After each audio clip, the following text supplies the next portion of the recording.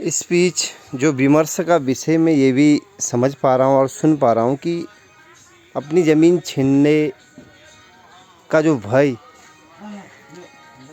चल बाहर तेरा यहाँ क्या काम है, अपनी ज़मीन जो छीनने का भय युवाओं में दिखाई दे रहा है, ठीक है, लेकिन तिरस्कृत ज़मीन छीनने का क्या भय।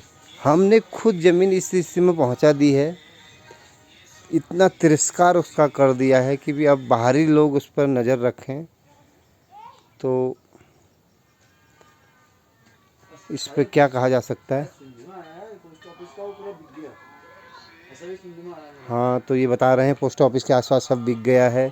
यहाँ भी बाहर वाले जानते हैं, जो बड़े सेठ व्यवसायी लोग हैं, वो अभी नौगर में मैंने सुना,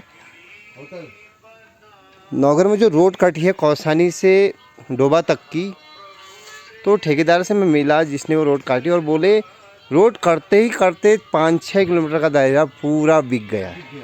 और ख़ुद ठेकेदार ने भी काफ़ी लिया है। जो ऊपर डोबा की जो लोकेशन, वहाँ से शानदार लोकेशन है। कारण क्या है? कारण आप जान सकते हैं। हम सब बाहर चले गए हैं गांव से, और हमने तिरस्कार कर दिया ज़मीन का, तो बाहर वालों की नज़र तो है ही, वो यहाँ के हवा पानी पर मोहित हैं ही। हम नहीं समझ पा रहे हैं। कहते हैं घर का जोगी जोगियान गाँव का सिद्ध, लेकिन अब रोग से शोक से अब धीरे धीरे मोहभंग हो रहा है लोगों का। और आप प्रयास करते रहिए और गांव में आइए।